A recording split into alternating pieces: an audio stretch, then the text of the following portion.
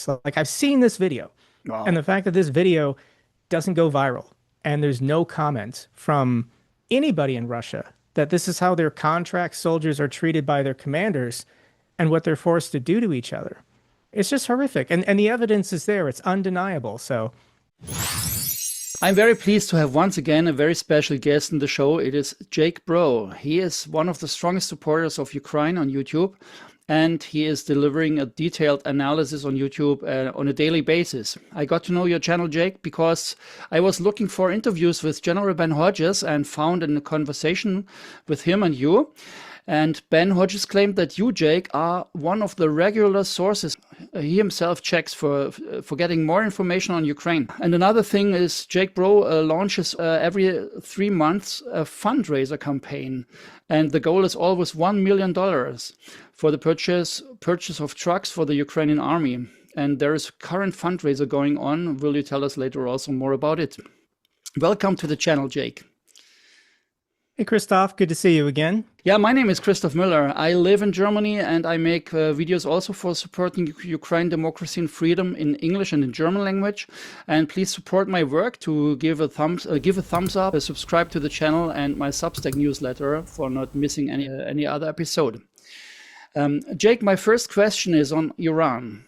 Do you think this will last for long, that the Iranians keep the Strait of Hormuz blocked and keep the price of oil very high?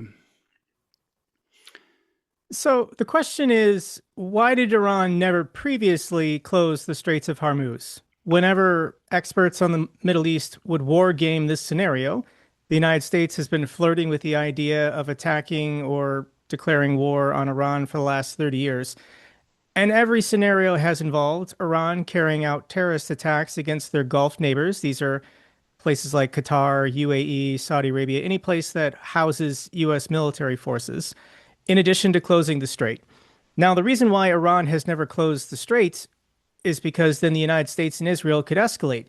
They could do something like assassinate the Ayatollah. This is what has been holding Iran back, the fact that the United States had this ability, or Israel had this ability. So with the United States and Israel starting the war by assassinating the Ayatollah, that's as high as you go in the escalation chain for the United States and Israel, short of nuclear weapons. So, like, what is the incentive for the Islamic Republic? We're talking about the regime. What's their incentive to de-escalate or open up the straits without some kind of peace treaty or guarantee that this isn't just going to happen again? Given that Israel has been occasionally bombing Iran for 2 decades now, and the United States joined them last summer in this massive bombing campaign to try to destroy these particular nuclear sites, Iran is seeing a pattern, and they're not going to open up the straits. They're not going to de-escalate. They're not going to stop this war until they get something that makes them feel more secure about their regime staying in place forever. They're concerned with their own self-preservation. So your question of how long will this take? Well, Donald Trump already wants it over. You can tell by his body language and the statements he puts out, he's regretting this decision. He feels a lot of anger that maybe he was given bad advice from either Israel or the neocons that remain in the Republican Party. He's looking for someone to blame because this war is unpopular. But Iran's not going to let him wiggle out of this. Donald Trump is now trapped. The United States military is now trapped. And I don't see how it ends. I checked the price of oil this morning. It's $108 a barrel, Wow. and it's going to go higher. It's going to go to 140. It's going to go to 160. Even if there is some kind of resolution and the straits reopen, for the prices to normalize, that's going to take the rest of the year. We're looking at oil remaining above $100 a barrel potentially for the next 6 months, even if the war were to stop now. That's how big Donald Trump and the United States and Israel screwed up. And we can talk more about the ramifications, but there is no easy answer. Anyone you're listening to giving you an easy answer, they're lying to you or they're an idiot. For Iran, it is a very practical situation. In a way, they have nothing to lose, but they can escalate or de-escalate as they like, and they have the whole world economy as hostage. Iran is on the radar, and the Ukraine and Russia is under the radar. But isn't there something under the surface very strongly? Do you see something like that coming from Russia right now? Yes and no. I do think, as far as global media attention, uh, yes, what the United States and Israel has done with Iran, it's taking the attention away from Russia and Ukraine. But at the same time, there's a lot of places in the world, such as the Trump administration, who were trying to ignore what's happening between Russia and Ukraine. And the Europeans are not going to be distracted. All of these European nations have put out strong statements. For example, Trump was asking European nations to send their warships to the Middle East to escort tankers through the Straits of Hormuz, which is insane, by the way, when the United States Navy is supposed to be more powerful than every other NATO navy combined. So, what are they going to do if the United States can't do it? So no, they're saying we're not going to get distracted. The purpose of NATO, the North Atlantic Treaty Organization, is the defense of Europe and North America, mostly from the threat from the East, the old Soviet system, but now the new Russian Putin system. Hmm. So I don't think, despite all the other chaos that's going to be a fallout of what Trump has done, it's not going to distract me. It's not going to distract anyone who's been committed to supporting Ukraine for the last 4 years. There's a couple of accounts, maybe on Twitter, that was doing daily updates about Ukraine, and then they switched to Iran. But I actually don't think there's going to be much more to talk about as far as the bombing campaign and eliminating military targets in Iran. The United States has pretty much exhausted all of the good sites. Anything beyond this, how many updates on the price of oil being $100 a barrel can you give on your Twitter account or Facebook page or whatever? So anybody who has been focused on Iran, for example, the last 2.5 weeks, I still think the bigger conflict, as far as Yeah, it's really the Russians behind all of this. of course. Iran is Russia's ally. Russia is committed to supporting Iran and helping them get through this. And I learned something really unusual, that all of Russia's planes are being serviced in Tehran. I was shocked to hear that. Wow. But because Iran has been under US sanctions for like 4 decades, they've already built all of these systems to circumvent Western sanctions, such as maintaining aircraft. So when I learned that Russia No. sends all of their Boeing jets to Iran for regular servicing and repairs, I was pretty shocked by that. But yeah, I'm sure there's some other sectors where the Iranians have been dealing with Western sanctions for 4 decades, and the Russians have been using them for help to get around them. So Russia is the main actor behind all of these conflict zones and this instability, because Putin has gone global with his efforts to destabilize democracies and destroy NATO, destroy the United States. The Russians, they do strange things. They cannot advance anymore just because of the shutdown of Starlink. And now Putin, he stopped also, the internet is shut down in Russia. And Telegram is banned completely. So why does Putin do that? What reason does he have to cut in the flesh of his own army right now? Self-preservation.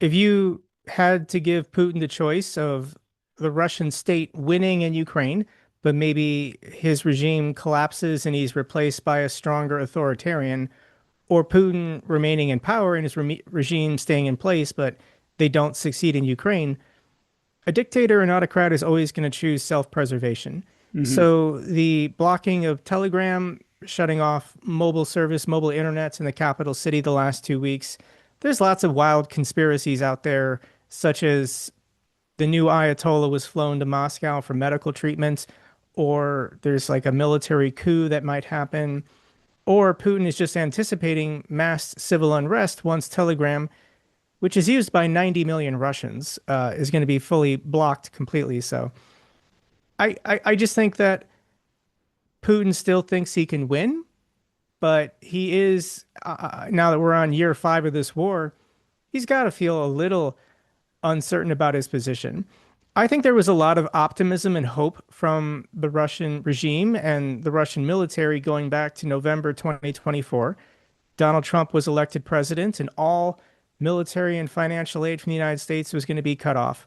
So the Russians, I remember this because I was making these videos at the end of 2024 when Trump was elected. there was a surge in Russians signing contracts because they were so confident the war was going to be over in 3 to 6 months. The Russians believed as soon as they got Trump into office, they were going to take Kyiv or Odessa or Kharkiv or whatever by summer of last year. Mm. And this actually is a benefit to Trump being elected, but the Europeans had a strong reaction and they increased their cooperation and military aid to Ukraine. And they finally set the goal of Ukraine has to make their own stuff. They have to make their own drones, they have to make their own missiles, and then there's no restrictions. So nobody's holding them back. They can use Fire Point 7 missiles on the territory of Russia. They can use flamingos. But really it's about drones. Zelensky, gave this speech, I think, at the Munich Security Conference last year, and he was saying 90% of Russia's casualties now come from Ukrainian drones. Ukraine wants to make 7 million drones this year, and they made 3 million last year. So they're more than doubling. They've been doubling drone production every year for 4 years. And I Wow. watch these videos, and the Russians just aren't moving. They're not making any progress anymore. It's been this way for 3 or 4 months. Maybe people aren't paying attention or noticing if they're a casual observer. But the Russian bots, the Russian trolls, and all my social media have gone real quiet because no, there's no tangible progress being seen on the battlefield. The Russian military net lost territory in February, and they're going to net lose territory again in March. There was no major winter offensive, and there's not going to be a spring offensive either because they can't mass troops on the front anymore because Ukrainian drones are blowing everything up. Yeah. Wow. But what do you think of this theory that Russia, because they don't make any progress anymore, and for Putin, obviously, the war is going very, very badly. So, and usually we know from this dictator Putin, when he is in the dead end, he starts a new war, he escalates more. And what about that he will start a new war with NATO this time? Because time is good for NATO, attacking NATO, like, for example, the Narva scenario. What I mean by that. I really do think that Putin has to win in Ukraine somehow first. I don't think Putin will, but I think Putin is But he cannot. he, well, he's got military planners thinking about the Baltics. Like if the capital city of Kyiv was taken, yes, Putin would immediately launch into the next war, I believe, going for the Baltics. But as long as he's bogged down, taking massive casualties, yeah, they're building fortifications. They're, for example, reconstituting military bases on the Finnish border, in the Murmansk northern areas. Mm, But that's future planning that I don't think the Russian military is ever going to get to. Uh, Ukraine is just too big of a resource drain. I don't think Putin ever wants to stop war in general of course not. Yeah. because if all these Russian men who have signed contracts or been conscripted or mobilized, if they were to return home, they're going to start asking questions. What was I fighting for? What did I see my friends die for? I don't think the Russian economy it can support hundreds of thousands or millions of Russian men coming back home and trying to be integrated. We also hear these horrific stories of Russian veterans who all have PTSD. They're all messed up, coming home and then murdering people. Somebody said the wrong comment to them at a gas station or a restaurant, and then they get triggered and they say, "How dare you not show respect to me? I'm a veteran of the SMO." And then they slit their throat or they bludgeon Wow. them to death because that's what you do in the occupied territories to resolve disputes. It's Lord of the Flies in the occupied territories, and only the strong survive. Only the people who demonstrate the highest degrees of aggression and brutality are respected, and Mm, then nobody messes with them. So it's basically prison culture in the Russian military in the occupied territories, and I mean I just can't. It doesn't make sense to me as a service veteran because my time in the United States military was very professional and I was treated very well, and I never saw or heard of anything like I see in the Russian military. I've seen men naked, uh, told to fight to the death, and then only the winner can come out of the pits. Like I've seen this video, and wow. the fact that this video doesn't go viral and there's no comment from anybody in Russia that this is how their contract soldiers are treated by their commanders, and what they're forced to do to each other. It's just horrific. And the evidence is there. It's undeniable. So I don't understand how anyone can continue fantasizing that the Russian military are the good guys when I've seen soldiers duct taped upside down to trees as punishment for the most minor infractions. So it's just unbelievable to me. Yeah, I totally agree. And this is for me also absolutely not to understand why it is not reported about those things. I guess because we Westerners, we are so shocked by things like that. We love to see horror movies, we love to see crime and violence, but it always has to be a Hollywood movie which is made up, and it's actors, and it's not the truth. But we love to see that. But as far as it is true, we don't want to see it. Well, you can't see it. I can't show these clips on YouTube. I also My don't want to YouTube see it. audience. I don't want to see it too. Yeah, and lots of people don't want to see it. But these clips of men, murdering each other on camera in the Russian. Wow. These are Russian soldiers murdering other Russian soldiers Wow. at the orders of their commanders. You can see it on Telegram. You can see it on Twitter if you're logged in and you check the box saying you're okay seeing graphic violence. But I've seen the most disturbing, messed up stuff in my life, and you can't go viral because you can't post it on Instagram or Facebook or Thanks, YouTube God. or any other platform that would censor that kind of stuff. You can't show it on the nightly news, but it's there. Maybe And, if, and I, yeah, maybe if the Russian platform Max, maybe there you can show things like that about us. Maybe. yeah, I don't. I imagine there's going to be a lot of censorship on the Max platform. I can't even. I can't. I don't even know where to begin with. It's stupid. Absolutely. Well, so I just want to toss this out there. I just saw on Twitter that the new Max platform automatically subscribes people to Solviov's channel, and you cannot unsubscribe from it. You Well, have to be, if you're on Max, you have to be following Solviov's Telegram channel. You cannot unsubscribe from it. So the official state propaganda news services, they're all going to become mandatory feeds on your new Max app. great, That's great, insane, but yeah. fantastic. Wow. So this is absolutely crazy. But again, the Russians, you think they will not attack because they are occupied in Ukraine, and of course but they cannot advance. And I think, of course, he has no chance. Putin has no chance against the NATO in reality, but because there is no political will to do anything, it would be, I guess, easy for Putin right now to do something weird in the Baltic states, and there would be no reaction of the NATO, and so the NATO would be useless from this point on.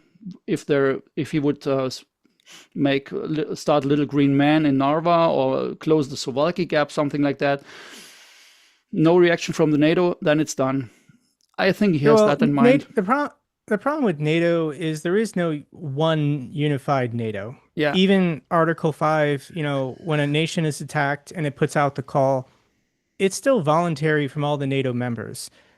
So yes, the United States is not going to do anything to help if the Baltics are attacked. Donald Trump has made this perfectly clear.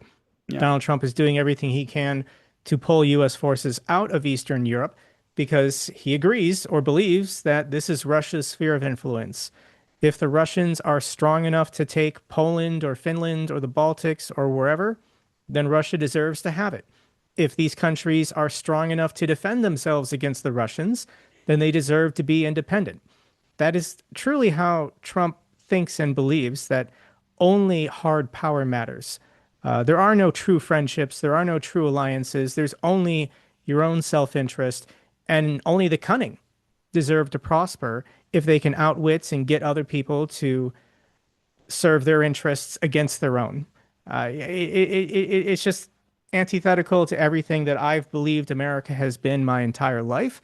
But this is where we currently are. We are flirting with fascism, and I believe Donald Trump is failing. If we have free and fair elections in November, there's going to be finally some checks on his power, some ability to restrain and control him. But you're saying if the Baltics are attacked or anywhere in NATO, individual countries would respond. I do believe Norway, Finland, Sweden, Denmark, the Netherlands, the UK, Poland, they're all on the same page about what to do. They believe the Russian threat is real, and they've been preparing for this war in seriousness close to a decade now. The rest of the NATO alliance, I don't really have a lot of faith in Hungary or Slovakia Of course helping not. anyone. Italy seems committed to being neutral on most issues these days. How much assistance would Greece or Spain or Portugal provide? I don't know. So like NATO is not cohesive. It's not unified. There's great degrees of opinions on what to do and how to respond to the Russians based on proximity. That's what it is. It's proximity to Russia. But if you don't believe the Russians are a threat today, well, they're going to become a threat tomorrow if they succeed in these other locations. I see it like that, that we in Europe here, we have now our island of democracy, which is defended by Ukraine and the United States. For the moment, I'm really hoping that you Americans come back, and there are enough clear-minded Americans who will be also supported by people like you or the 50-51 movement. But for the moment, the Americans are out. And we in Europe, we have to understand that we are alone, but Ukraine is fighting there. So we should form a democratic military alliance in Europe, something like the NATO without America for the moment. We should form that. And that's what I'm thinking about. Or you mentioned it also in a recent episode somewhere, that we need some military democratic worldwide alliance. Yeah, global Yeah, democracy alliance, GDA or whatever. yeah, I think that when the Soviet Union collapsed in 1991 and communism was defeated, there was a belief that democracies and autocracies could peacefully coexist. yeah. The number one rule under the international rules-based order is if you're a dictator, we don't really care what you do to your own people as long as you stay within your own border. We're not talking about historical claims from the past. We're not redrawing the lines. As long as you are peaceful and respect the sovereignty of all United Nations members or whatever, that's the number one rule of the UN Charter. Yeah. You cannot use your military to redraw the maps. And China is not okay with this. Russia is not okay with this because they have vast militaries and economic leverage, and they historically have been dominant actors in their regions. They believe they can use power to redraw the maps. This is what Trump believes. Trump keeps talking about annexing Canada and Greenland because he says we're powerful. We should have the right to do whatever we want. What is this UN charter and respecting the sovereignty of nations? Let's use our military and just take what we can take because might equals right. That's not a world I want to live in because that is continuous warfare. That is the world that humanity lived in prior to 1945, and it was pretty horrible. I think a lot of people in the last 80 years only look at the bad.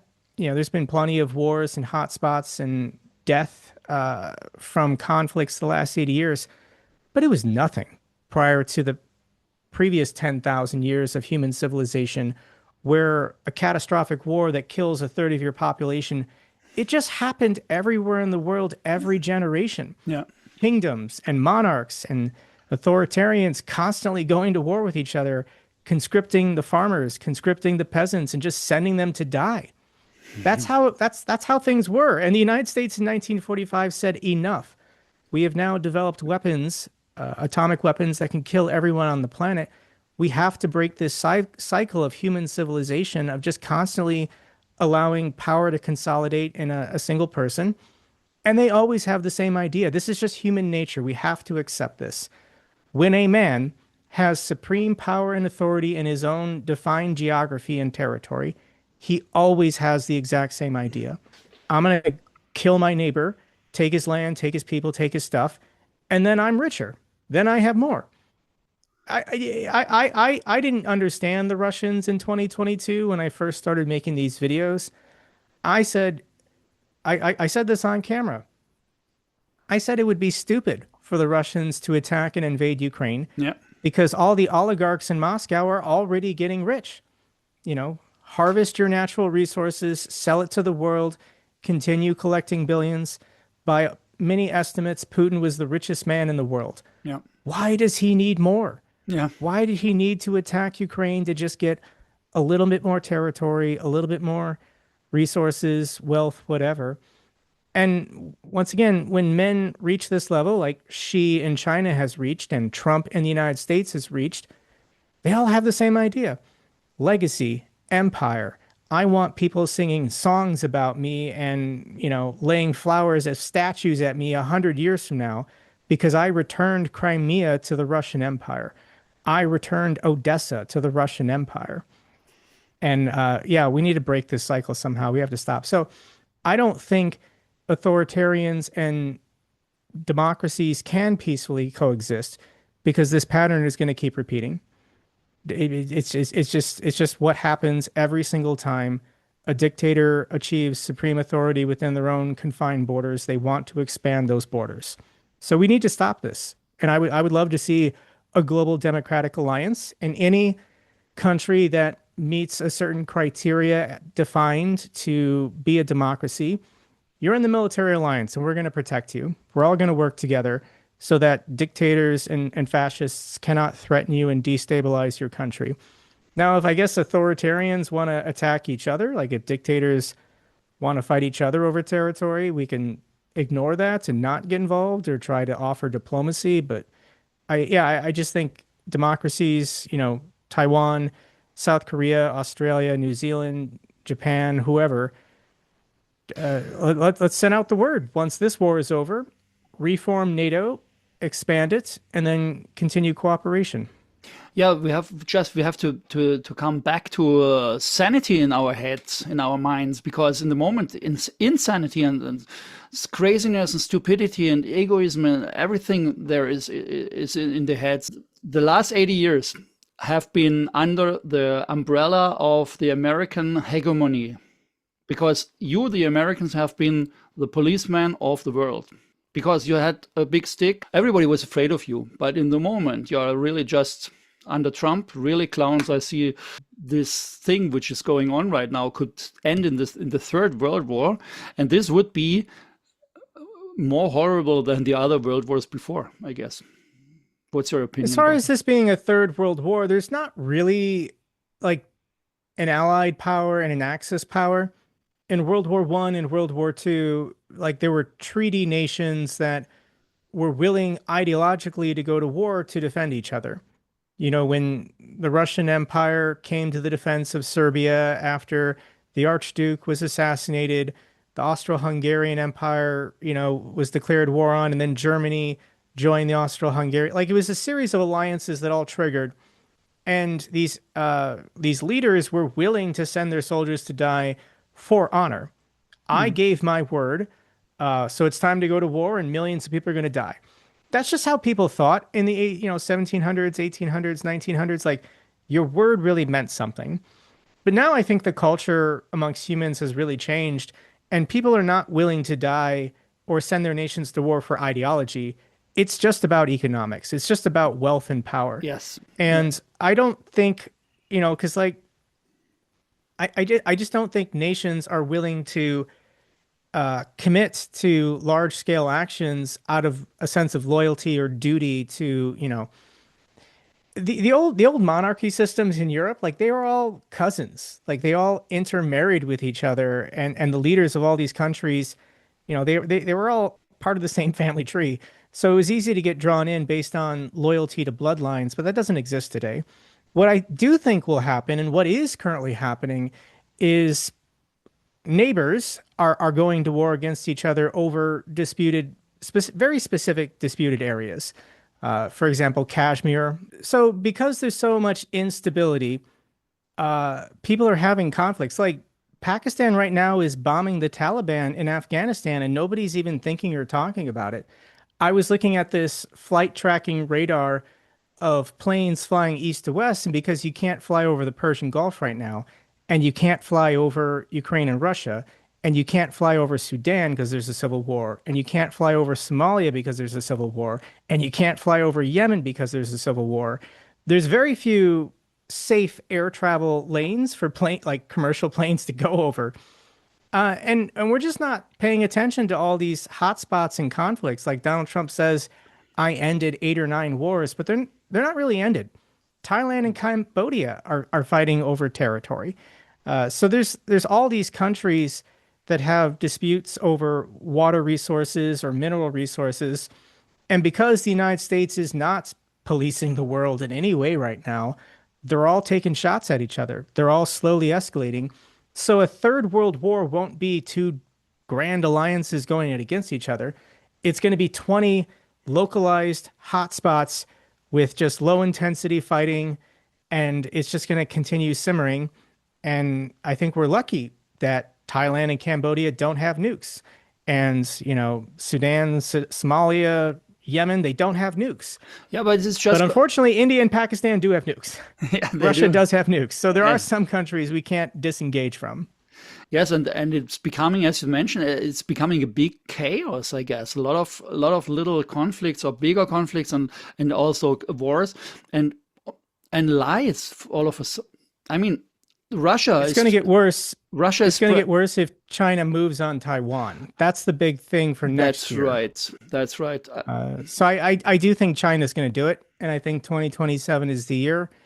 It's not too late. Like there's certain actions that the United States and Europe could take to deter China and prevent this from happening, but we just do not have the leadership or the competence or the discipline or the focus right now to prevent, which will be That, a catastrophe that's what if China moves on Taiwan. absolutely, and they are so big, and I guess they are only waiting because they wanting to become even bigger and build more warships and more military equipment to take Taiwan. But on the other hand, they also could take some parts of Russia, which is probably easier for them.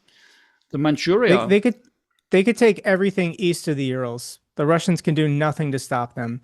The only thing Russia could do is start nuking them. And I'm not convinced that the Chinese are building all these missile silos and they're increasing their nuclear arsenal. They're trying to get it up to at least 1,000 warheads.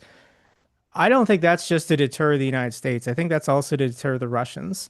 So I think China is building up their nuclear arsenal, and they've been holding this card for 4 years. If the Russians show weakness or instability, the Chinese, I think, reserve the rights to go into what historically has been their territory. So that option has always been there, and it's still there. I think she likes what the Russians are doing because Mhm. they're weakening the United States and they're distracting NATO. But I mean, there's no ideological loyalty between the Chinese and the Russians. Historically, they've been adversaries. Yeah.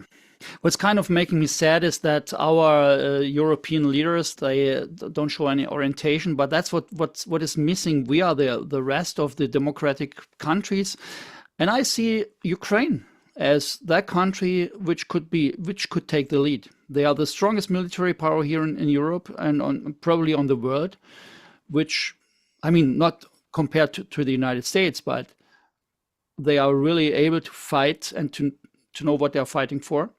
So I don't understand why we Europeans first don't support the Ukrainians enough, and second, not form an alliance with the Ukrainians, an alliance against the evil. That's, from my point of view, the most logical thing to make this alliance under the leadership of Ukraine. I would recommend that. So the advantage that dictatorships have over democracies is a dictator doesn't need the consent of the people. A dictator can just commit to war, commit to spending money, commit to anything, and he doesn't have to worry about his next election. But in every Western democracy, none of them have been directly attacked. If Paris was bombed or Berlin was bombed by the Russians, that would be different. Mm, But because there's not been a direct attack, I think all these Western politicians are just worried about the next election cycle. that's And the if point. they're spending money on supporting Ukraine or depleting military resources to donate to Ukraine, that makes them less secure. this is something that they can be attacked for by opposition parties and opposition candidates in the next election. So this always makes democracies vulnerable, and you see this all the time. This is basically what happened to Joe Biden in the United States and the Democrats. Donald Trump was the anti-war candidate, and that was a central point of his campaign in 2024 of elect me and we'll stop wasting money on stupid wars and I will get the Russians. He said he could end this war in 24 hours. He said, I will call up Vladimir Putin, I will call up Zelensky, I'll knock him on the head and I'll make this fighting stop. We've all moved on and forgotten about that. But with authoritarians, they can just commit and they don't care. Like Kim Jong Un can send as many soldiers as he wants to die in Ukraine, and he doesn't. He had an election yesterday. He got 99.97% of the vote. Can you believe it? Kim Jong-un? I didn't know that. I didn't Kim hear about Jong Un that. had an election yesterday, and he got 99.97% of the vote, significantly higher than Putin's 88% and Lukashenko's 87%. So, and as far as Ukraine, I do think once this war is over and the Russians are defeated, Ukraine's going to have a very prominent role in military thought on the European continent. But I also just think they're going to dominate a lot of industries because war changes you, like war matures you. When I see these Ukrainian soldiers and Ukrainian volunteers, men and women, who have been doing everything. They've dedicated every moment of their lives the last 4 years to holding the Russians back. That gives you a degree of experience and maturity that you will have the rest of your life. I think about the World War II generation and what those men and women went through in order to fight that war. And there was a benefit in maturity and experience in the 1950s and 60s when they went into the civilian workforce. And I think the exact same thing is going to happen once this war ends. I think a lot of these Ukrainian veterans and people who did important volunteer work, they're going to go into the civilian economy and they're going to excel because they have discipline and they have maturity and they have experience and they have perspective on what really matters in this world. Whereas most people meandering through their teens and 20s and 30s, I feel it in America. You know, the Gen Z, the younger generation, I meet with them, I talk to them, and they don't have a purpose. There is no national call to service or purpose for the young people. It's just about, how can you make as much money as fast as possible Yeah. with NFTs and crypto and Mm. online gambling. Like Yeah. there's no meaning or purpose for young Americans. It's the same There's thing there's in Europe. none being given. Yeah, I didn't want to say that, but yeah, that's my impression when I see interviews, like street interviews of young Germans or young French people. War is terrible. You don't want war, but I do think war causes people to mature and to understand what really matters in life. Keyword volunteer. I just want to ask you about your fundraiser campaign now. Uh, can you please tell us about the German audience, especially the American people? They know about it, but the Germans don't know about it, I guess. So they So can there's kick a also group something in. There's a group based out of Estonia called the NAFO 69th Stiffing Brigade. And for the last 3.5 years or so, they've been doing fundraisers to purchase trucks, purchase drones, purchase other special materials, and then they convoy deliver them to military units that have requested them. So there's lots of pro-Ukraine YouTubers who have partnered with this organization, like Georgie from Ukraine Matters, Anna from Ukraine, Artur Rehi. There's many others. So I was asked to do one of these fundraisers almost 2 years ago, and I had the goal of fundraising $40,000 for my 40th birthday. That'd be enough for two trucks. And we fundraised $100,000 the first day. So then Wow. I realized maybe there was more power than I was giving myself credit for from my YouTube community. The fundraiser eventually went over 1 million. And then every 3 months, I've just done another. So I've done 6 consecutive fundraisers where we've broken the $1 million mark in under 2 weeks. That's incredible. This is my I know Sternenko. He's a Ukrainian YouTuber. He's fundraised millions of dollars for the Ukrainian military. I don't know what his total lifetime is, but just from my patch campaigns with the NAFO 69th Stiffing Brigade, we've now fundraised over $8 million. In total, this YouTube community has fundraised $7,165,000 from 78,555 individual donations. Thank you so much to anyone who has donated to any of these campaigns. Wow. This fundraiser currently is at, I think, 650,000. We'll hit the million probably by the end of this week or beginning of next week. And as long as people are remaining engaged and they want to continue supporting Ukraine and donating, I'll keep doing these fundraisers.